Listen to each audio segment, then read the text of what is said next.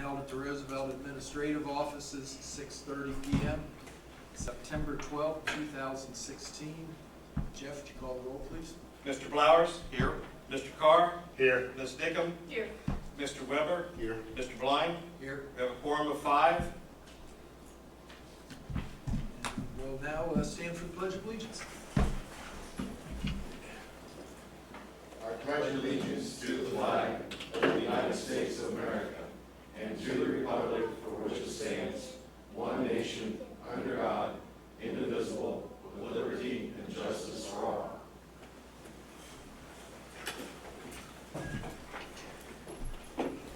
Before we get into the rest of the agenda, I will mention that tonight, for the first time, I believe, we are being streamed live. So welcome to millions of people that are out there. I'm sure it will increase our sponsorship fees that we can charge for this show. But it's nice to have it, and hopefully that develops and comes along well over the next few months. And one more way we can let the public see what we're up to. Resolutions, recognitions. As most of us know, last month the Blue Coats performed at Wakefield. Very successful, very well attended. And to discuss what went on in the future, we have a familiar face here, Randy Lee. You're familiar. I am. How close are you to the fire? Not that close. Our neighbors there, He's laughing. Yeah. Well, good evening to everyone. This will not be lengthy. I basically wanted to stop by and issue a thank you on behalf of the Blue Coats Drum and Bugle Corps for being such wonderful hosts to the Corps back in August for 2 days. And I'm very, very proud and excited to let you know, if you haven't heard, that about 10 days later, the Corps won the gold medal at the World Championships at Lucas Oil Stadium in Indianapolis.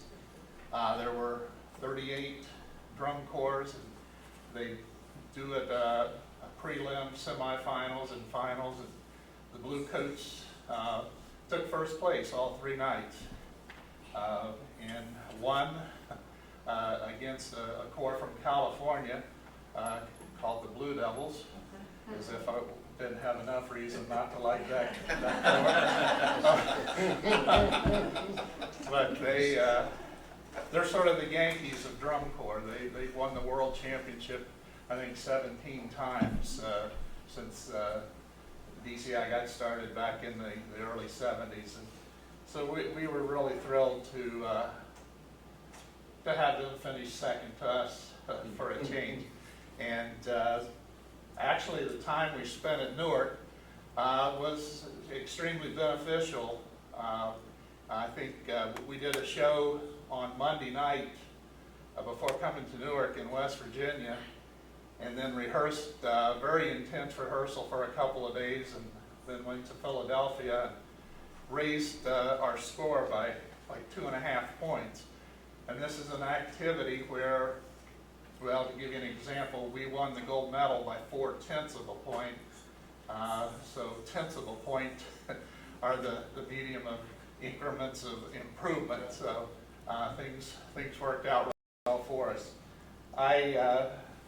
Over the course of the summer, we traveled about 13,000 miles, doing shows from Boston all the way to San Antonio and Dallas. I think we spent a week in Texas, which is not something I recommend very highly in July, but that's the way the tour schedule worked out. But coming to Newark, the executive director of the Blue Coats told me, says, we've got 2 days between shows, which usually doesn't happen. It's do a show, hit the road about midnight, travel a few hundred miles, do another show in another city. So he said, can you find us a place between West Virginia and Pennsylvania? And I immediately thought, well, Newark is kind of in between those two states. And with the nice field that you've got now, that turf field, this is something that we pretty much is a requirement for a corps to be able to rehearse on. So I thought, let's come to Newark, come back to Licking County. The corps rehearses before we head out on tour. We do spring training for 5 weeks at Denison University.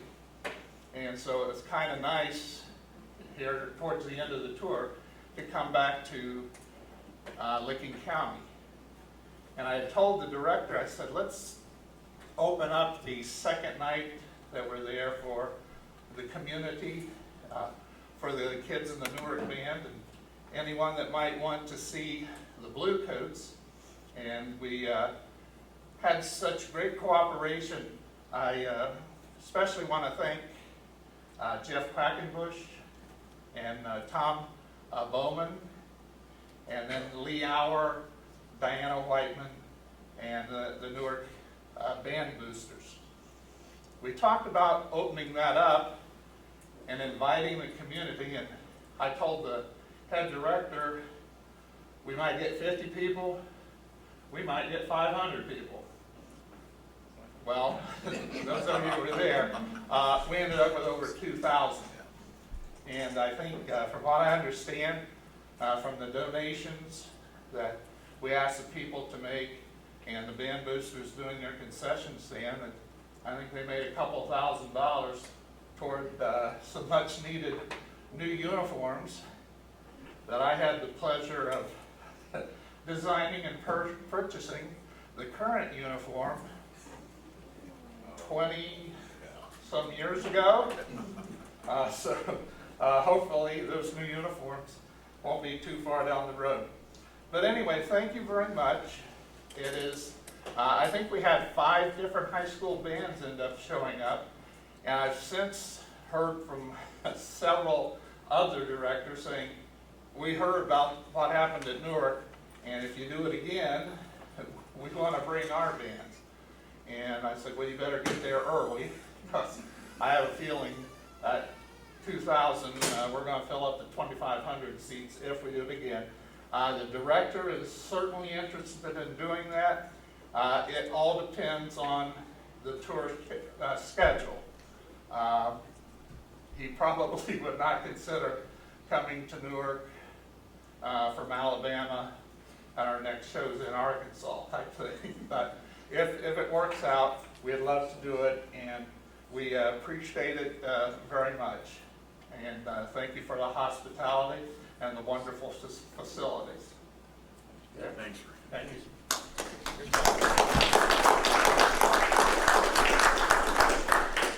Randy, I'll give you a chance to brag here. Isn't there one member of the Bluecoats that's a little more special to you than the others? Pardon? Isn't there a member of the Bluecoats that's a little more special to you than the others? Did I hear your son's involved? Well, thank you for mentioning that. We have had over the years, I think, back in the day, as they say, a few kids from the Newark band that made the Bluecoats. And my son has been a drumline instructor there for 9 years. And he's now a band director, imagine that, in the Sycamore schools down near Cincinnati. So, okay, thank you. Thank you. Thanks.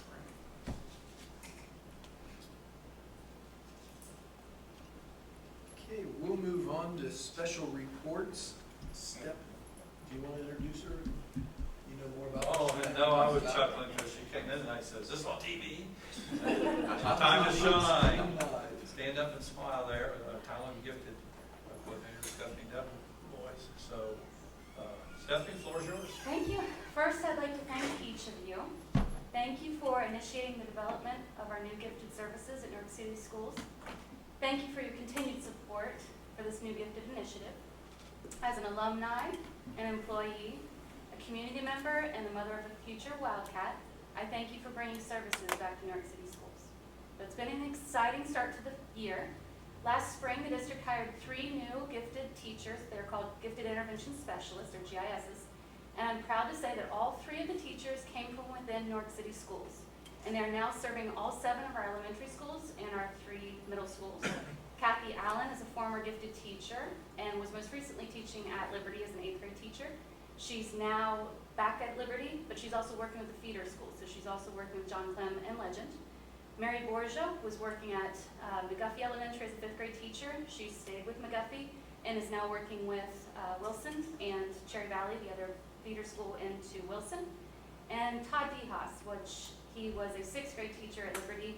He is now serving students at Heritage, Ben Franklin, Carson, and Hillview. So this year our focus is on math and STEM-related activities. So we're serving students who are gifted in either math or superior cognitive abilities. And these students are receiving gifted services within their regular classroom during math instruction every day. So all the gifted math and superior cognitive students were grouped together, purposely clustered into one classroom for the 4th grade, one classroom in the 5th grade. So with the support of the building principals, building schedules were arranged so that GIS could be at every building during math instruction, which was a lot of planning. According to the operating standards, for us to call this a service, we need to have the students be in contact with this GIS for 225 minutes or 240 minutes at the middle school. So that roughly estimates about 45 minutes a day, 48 minutes at the middle school. So we're using a collaboration model, and that classroom teacher is working with the GIS to determine where there's room to provide additional rigor, when the students are ready to expand on a concept that they've already mastered, and how enrichment activities could be linked into what they're doing in the entire class. So 45 minutes a day at the elementary schools, teachers are co-teaching with the classroom teacher, and that looks different in every building. And we've let that building and that teacher determine what format that will look like. It may be that GIS is working directly with a group of kids on the side, and the teacher is instructing the entire rest of the classroom. It may be that the GIS is providing enrichment activities for the entire classroom to be working on at the same time. So that's determined by the teacher of when a student is ready, if they're going to join the cluster group or if it's a whole class instruction. In the middle school, it looks a little different because this is an enriched math class for 6th graders. But by the nature of the math block, they're there for 2 periods, so it estimates that the GIS is there for about half of the period. So they do follow the same in curriculum that the 6th grade teachers are teaching across the district. It's just that they are enhancing what is being taught and allowing the students to be exposed to STEM concepts and engineering concepts, things that they'll see in the 7th and 8th grade if they pursue that line of curriculum. Let's see. Going through my notes, I'm trying to keep it under my short amount of time here. We're not simply scratching the surface here. We are going deeper. We're not just going to look at a concept and say, great, you mastered it, let's move on. We're allowing these kids to ask the why questions that they've been dying to ask, that they have in their heart that there's just not time for. We're giving them that. We're giving them an instructor that understands their needs and knows that they need to ask those why questions until they can move on themselves. So we're giving them the tools to be allowed to ask those why questions and then stepping back and not giving them the answer.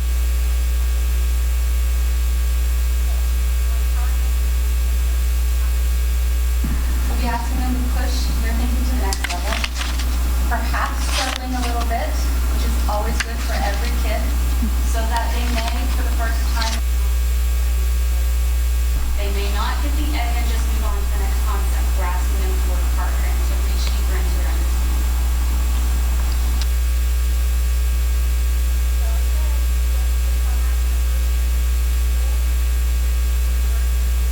For math, for 4th, 5th, and 6th grade, they work with Engage in Y curriculum at the elementary school, the resources provided by our district math curriculum. And they look for enrichment and extension activities that would tie into and align with what classroom teachers were already doing. They spend the next 2 weeks out in buildings getting to know their new principals, getting to know the new teachers that they'll co-teach.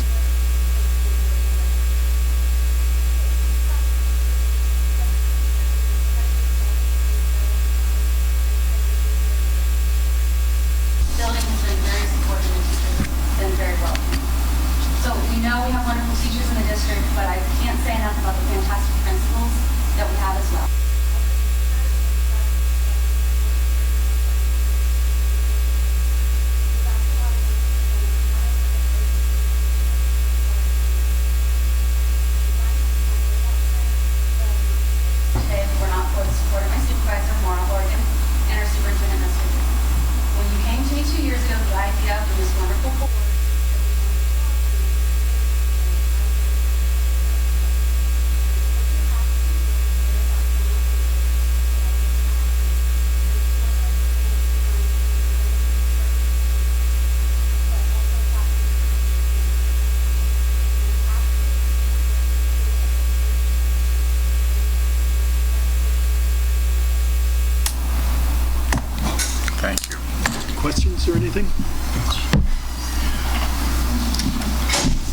question. I would like to say we appreciate your efforts with this because we're not there yet, but we're moving in that direction. I know Maura and Stephanie and I went down to OD last year and did a little testifying within OD standards, and we're ahead of what the state is asking to do, and well ahead of other districts that way, and focusing in on our children. And I'm really excited about the direction we're going, and even improving more this year than we have in the past years. So we've come a long way. So good stuff. Thanks, Stephanie. I think one thing that's important to mention too, from the business end, I think when the 7 of us talk about any program like this, obviously we also start talking what's the cost. And the net cost is a product of revenue minus expenses. And we saw that the lack of a gifted program was costing us some students and causing us to fail to attract some families into Newark. And so we think over time it will help our enrollment, and our state aid is based on head count. So we think that once word gets out that we're doing this, the revenue will catch up with the additional expense, and there'll be very little, if any, cost to the taxpayers. Thank you.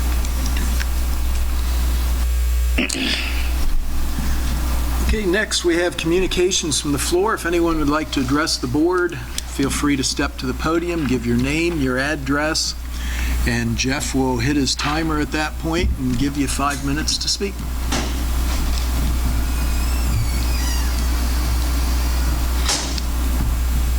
Going once, going twice. Okay, we'll move on to treasurer's recommendations. Jeff?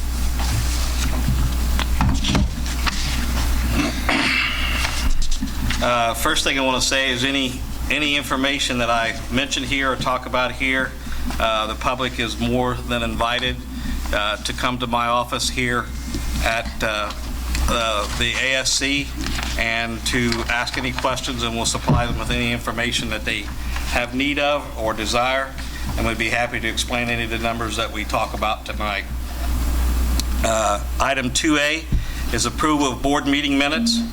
It's recommended the minutes of the following board meeting be approved as shown in the appendix. That's August 8th, 2016 regular meeting.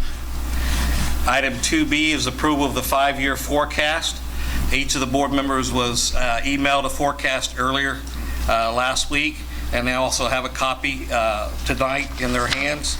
The one thing that I want to point out is back on the second page of the assumptions. Beginning the revenue versus the expenditures, beginning this year, we should receive about $1,579,997 more than we're spending. But beginning in fiscal year 2018, those numbers drop off, and we're spending more than we're bringing in, to the tune of about $55,000 in 2018, $1,851,000 in 2019, $3,787,000 in 2020, and 2021 be $5,887,000 more than we bring in. We still will have, though, a positive balance through the year of 2021 if our forecast pans out the way that we've got it laid out. We'll still have around $15 million balance in 2021, but at that point in time, we would be probably looking for additional revenue someplace or the other. On that remark, I want to point out that the next levy will be a renewal levy that'll be on May of 2018 would be before we put that. That's the emergency property tax levy that was originally passed in May of 2009. The income tax levy that was just renewed is good through 2022. Balanced approval of August 2016 financial statements and payments to vendors. We had $18,657.42 in interest. Our bank balance is $46,891,775. Fund balances that total back to that. There's $32,690,000 in general fund, $3,900,000 in bond retirement, $2 million in permanent improvement. Building fund is $870,000, Food services, $1,550,000. OSSE project locals, $120,000. OSSE project state shares, $32,000. This will be the last month that you hear those numbers because we're going to transfer those out per our bond council. Insurance funds is $3,090,000. Classroom facilities, $2,610,000. Miscellaneous other is a negative $260,000. That's where the cash requests for state and federal grants have not caught up with our requests yet. We have to actually spend the money, then ask the federal and state government to reimburse us now, unlike it used to be. So that's why you see a negative number there most of the time. And then those cash requests will catch up with us. That's the total $46,890,000. Approval of the 2017 permanent appropriations resolution is the next item. Total appropriations for fiscal year 2017 is $100,684,427,000. Of that, $69,928,982 is the general fund. You've had that, and I probably won't take the time to read through that. If anybody wants to see it, they can come to my office. My doors are always open. The next item is approval of 2017, I'm sorry, got that one already. Approval of transfer of funds. This is the item that I mentioned before when I was going through the balance. We finally closed out all of our construction projects that was related to the bond, and the bond council has given us directions to transfer this money out of the 010 classroom facilities and put it into the building fund, everything except interest, and that goes to classroom facilities maintenance. So going to 004 building fund, that's $32,125.92. And also going to 004 building fund is $45,384.06. And then the classroom facilities is picking up $77,652.79, which was interest from that project. If there's no questions, I would ask for you to pass these resolutions. Do we have a motion? So moved. Second. Questions or comments? Second was Warren. I did want to mention, Jeff, when you say someone's welcome to come to your office to review things, am I not correct that there's no open records request necessary to do so unless they want copies? Yeah, unless they want comments, they just need to call me, make sure I'll be in the office, and we'll be happy to meet with anybody at any time. Okay. Any other questions? Okay, call the roll, please. Mr. Blowers? Yes. Mr. Weber? Yes. Mr. Carr? Yes. Ms. Nickum? Yes. Mr. Blind? Yes. Thank you. Okay, item 3, Superintendent. Okay, under personnel, we have no retirements, as it is September, and that's a good thing. We do have some certified resignations on the list. Leaves of absence, we have 3 classified staff leave of absence. List of appointments and assignments are given, as well as a list of supplemental contracts. Majority of those are the building supplementals. And then on page 5, I'm going to ask you to remove from the After School Adventures program Wilkie, the 4th up from the last one. That should be removed. She will not be hired on that. Salary and position adjustments are number 5. Tutors and substitutes also on there, and other extended days, and I would bring up to 5 days, and that's just not a definite 5 days, or up to 5 days as the nurse and Mindy Vaughn sees to it. So items 1 through 8 under A. You have a motion? So moved. Second. Questions or comments? Okay, Jeff, call the roll. Ms. Nickum? Yes. Mr. Carr?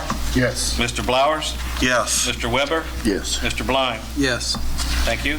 Okay, under B, students and curriculum, it's recommended, we have a long list of special education contracts to be approved. Item F, approval of foreign exchange student.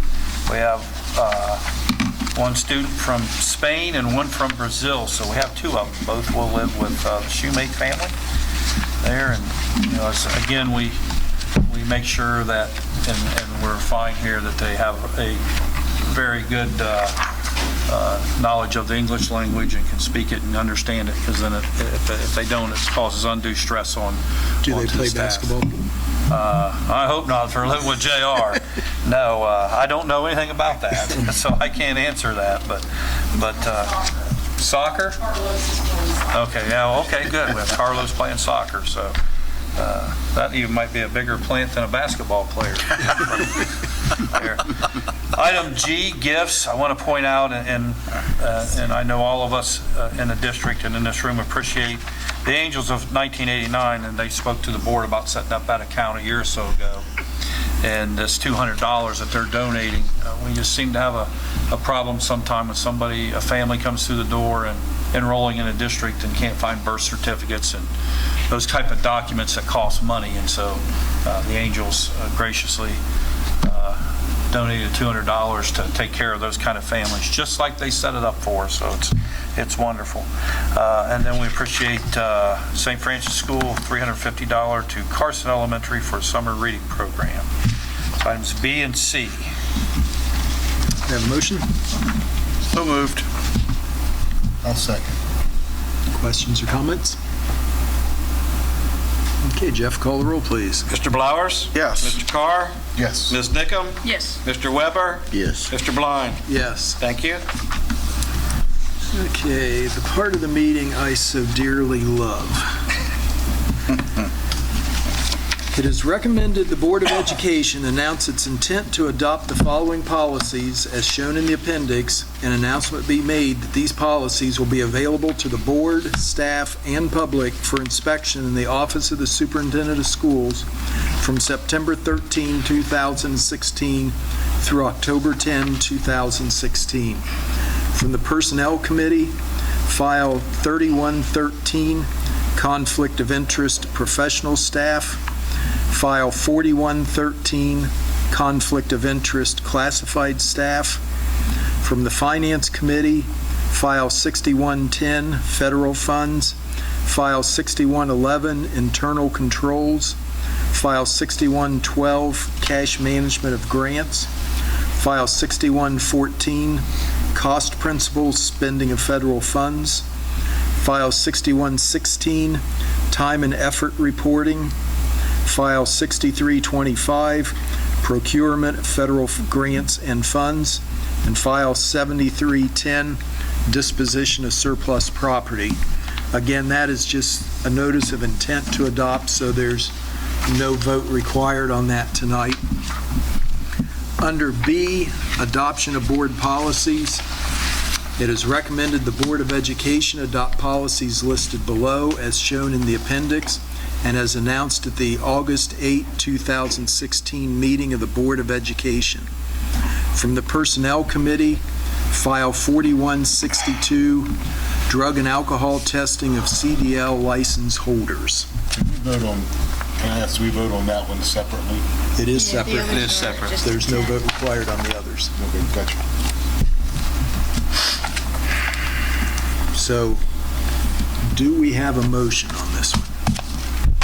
So moved. Do we have a second? I'll make it a second. Okay. Questions and comments? Okay. Thought you were getting ready. You want to go first? You want me to go first? One of you lead off. Okay.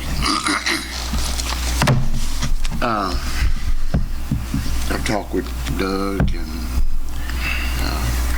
Barbara and other board members, and I understand that this supposedly is a policy from the Department of Transportation, but my concern is that, and I base it, you have to hear me out, I base it on 20 years of being a drug and alcohol counselor, a couple of years of being a flight engineer in the Air Force, and I sit on a alcohol prevention board. And to me, for us to approve this, we're shooting ourselves in the foot. There is no way in the world that we should allow any of our employees, drivers, to have any alcohol in their system while they're dealing with our kids. To take it a step further, I have some charts and you can have them or whatever. If you're a 200-pound man and you have a drink, within an hour, you're at a 0.2. If you're at a 0.4 at 7 o'clock in the morning, guess what you have for breakfast? And it wasn't a breakfast shake. You actually had to have alcohol, have had a drink or two before you showed up for work. So you figure given an hour or two from the time you got up to the time you got on that bus, you were still under the influence. You know, and you weren't drinking Sepacol or Listerine or NyQuil, which has an alcohol content. If you were, then you shouldn't be at work and shouldn't be operating machinery. And I don't think my personal opinion is that we as a board, I would hate to have to stand here and explain to a parent how their child was injured because one of our drivers had a .04. The other part about being a flight engineer is that the military has a window, I think it's 8 to 12 hours, they call throttle to bottom, which means there's a requirement that 8 to 10 hours before you're scheduled to fly or show up for duty, you can't have a drink. So why can't we have a stringent no tolerance policy for any alcohol use while our teachers, drivers, administrators are having any dealings with our kids? Now, what you do when you get off of work, that's your business. But while you're involved with our kids, I just can't do it. And I'm sticking to it. I have been in contact with both State Representative Scott Ryan's office and with State Senator Jay Honninger's office. And Senator Honninger called me back, had done some research. It is not a House bill. It is not a state law. Right now, let me be clear about what we're talking about here. We're talking about School Board Policy 4162, drug and alcohol testing of CDL license holders. Okay, this policy revision is the result in a change by the U.S. Department of Transportation to the regulation regarding performance of safety-sensitive functions. Now, that's the United States Department of Transportation. It's not the Congress. It's not the State House. It's not a law. It's a directive. And that came straight from Senator Honninger's office. It is a directive or a regulation or a rule. I do not see how the federal government can give a local school board a directive. Now, according to Senator Honninger, he said that there were some cases in some states where local school boards, they set their own policy when it comes to marijuana use and drugs and alcohol. He did know, and of course he wasn't claiming to be the legal authority here at all, but he really understands our position and he supports it. And I was very interested in, and I told him, I said, we as a local school board really are looking for state support in this effort. And he said his recommendation was to call the Ohio School Board Association, which I did.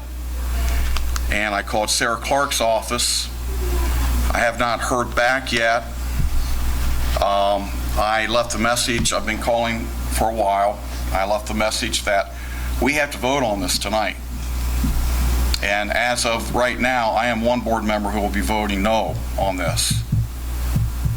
So we're looking for direction as a board. We want to do the right thing for our children, and we will do the right thing for our children. And so there it is. And Senator Honinger also said when I called the Ohio School Board Association, hopefully they'll tell you that there are other school districts that are in the same boat, if they even caught this. And I'll tell you honestly, I mean, this kind of stuff gets put in policies, and if you don't really read it and take the time, and thanks to Tim, thank you. I was having a senior moment. Okay, thanks to Tim, he put the brakes on it for me, and that's why we have multiple people working on these things. So I'd like to thank Tim for that, and I'm sure Tim has a few things to share as well. No, you guys have done a great job. It is not in the best interest of our kids that we alter the policy to say that someone can test .04 and still be or below that and be not get into trouble. Like you say, no one should have a couple of beers at lunch and then drive your kids home from school. No one should have a couple when they get home and then come back and take an athletic team somewhere. Or while the athletic team is participating, drive on over to the tavern. It's one of those, I can't even see how it makes sense to anybody. But There it is. Any other comments? The question is, can we, I don't think we have to vote on it tonight. We can table it. I think we could table it, and I think my recommendation is that we look at something that we can put in place that says we have the Newark City Schools has a zero tolerance for any alcohol, illegal substance, or whatever. Well, we have a current policy, so I think we could vote on this tonight and revisit it if we needed to in the future. I think so. But I think we could put it to rest tonight. Move forward with the current policy we have. we have 1.02, and then we can look at changing that if you like. That's where the current policy is. So you want to have a motion on the floor, or should I prefer to leave it, but Leave it. I prefer to vote tonight. If we, okay. Do you think that more information from OSBA would change your mind, or are you concerned about what I'm not federal gonna change. strings are attached? I'm not gonna change my mind regardless. I mean, I'm prepared to vote tonight. Yeah, so. And then if we have to So if we revisit vote it in to- the future, So Vote no we vote this down tonight, where does that leave us? with the old policy. With the old policy. The old policy, but then you can ask me to go ahead and continue to look and get people to discuss things with you. Thank you. Yep. Okay. Are you okay with that? I mean, I think there's a Okay. chance that we would be forced to revisit this in the near future by the Federal Department of Transportation. But I think we could make a stand and a statement this evening on it. I agree. very much agree? I mean, we don't have to agree with them. Last time I looked, I can do what I want. So. Somehow they tend to attach the purse strings to these things eventually. Well, then maybe we might have That's a directive. we might have a meaningful I mean, discussion. this is what most of our policies are, Yeah. is directives from either the state or the feds saying you have to pass this policy. This is nothing new. Passes. Nothing wrong with being a test case. Yeah. Nothing wrong with getting Any other sued questions by or the comments? Department of Transportation. Okay, call the roll, please. Ms. Nickum, No. Mr. Blowers, No. Mr. Carr, No. Mr. Weber, No. Mr. Blind. No. It is unanimously rejected for the record. And I think that's a first for this board. It's my first, put it that way. At least we all agree. Okay. Okay, we'll move on to board discussion. We'll start at the end of the table. I'm going to attend the Diversity and Inclusion Law Workshop on Wednesday. So I should have some, hopefully have some information to bring back at our next board meeting. Great. Okay. Advocate had a great article. I really appreciated this front page article about teaching about 9/11. It's not a great topic to really talk about with your kids. And I've had these same conversations with my own students.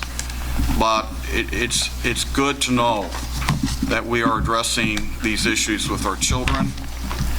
And along those lines, more of an upswing, I don't know if you've ever seen this picture. You want to get a close-up?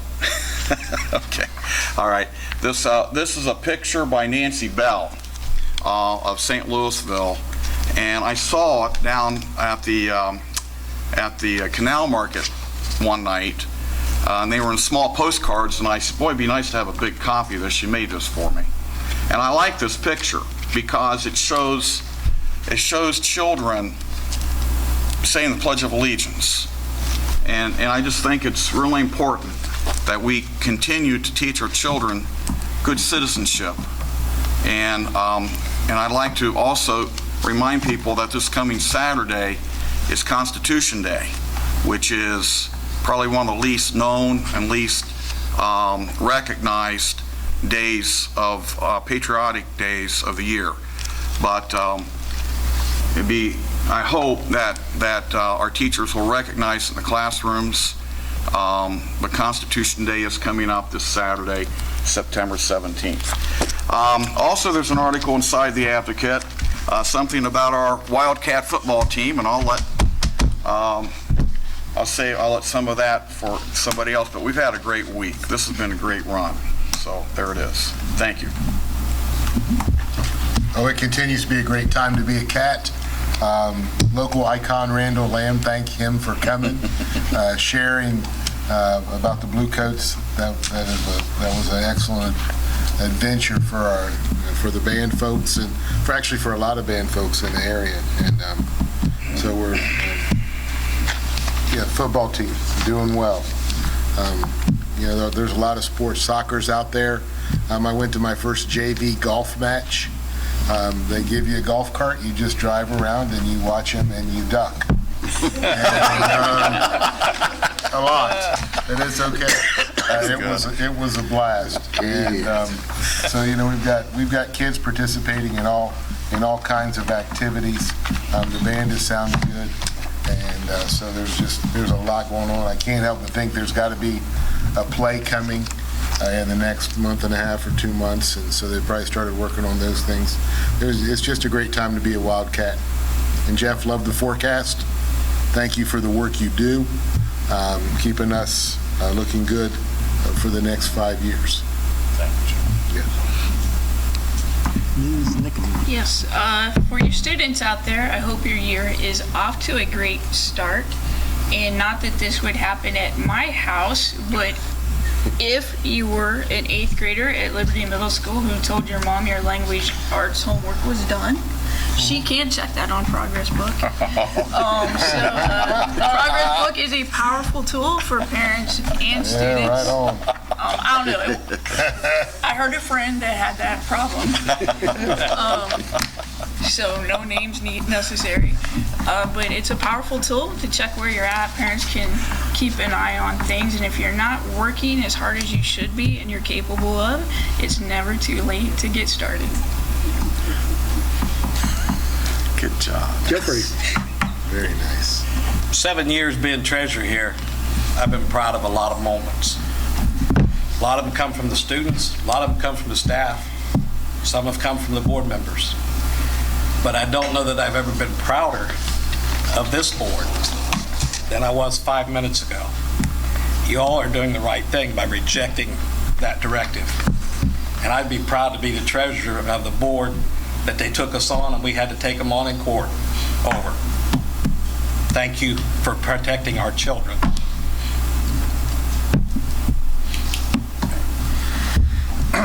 Speaking of being proud and knowing it's a great time to be a cat, couldn't be any more proud than I am of the start of school that we've gotten off to. And people ask me, how did the start of school go?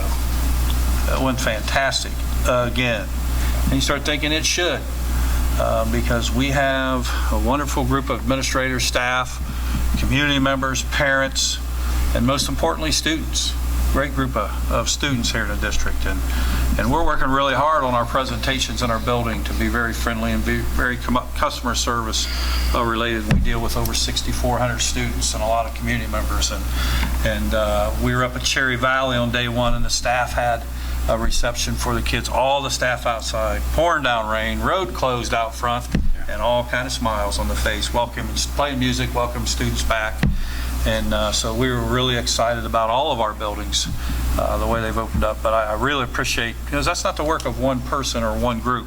That's a collective effort to make sure that that happens. And I know we've got a lot of wonderful people sitting out here that make sure that we put people in the right positions to lead our buildings and that. So that's when people say, I step back and say, why is it a great time to be a cat? Because of things like that.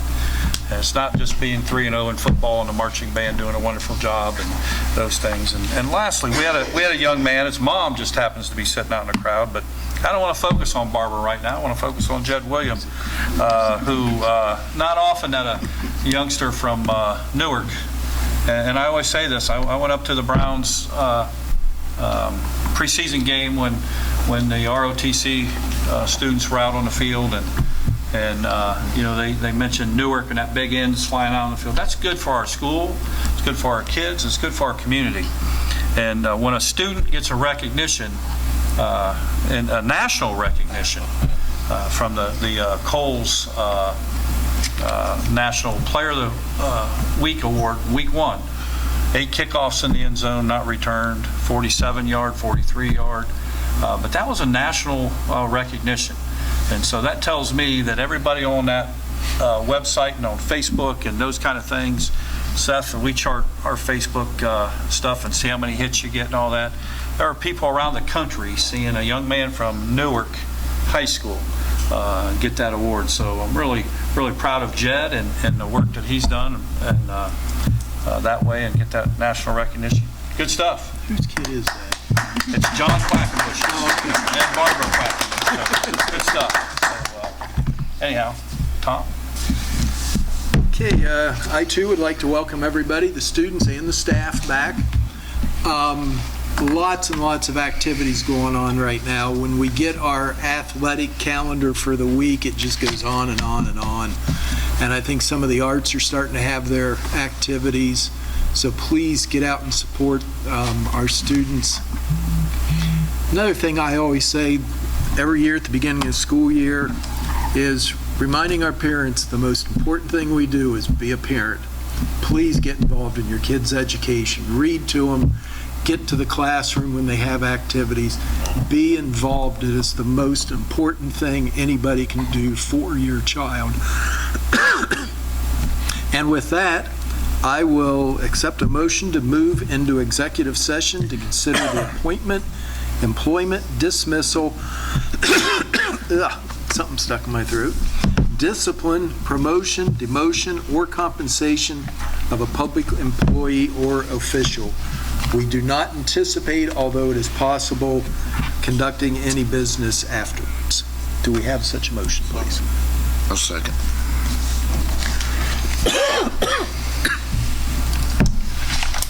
Should have had some much checks before I came.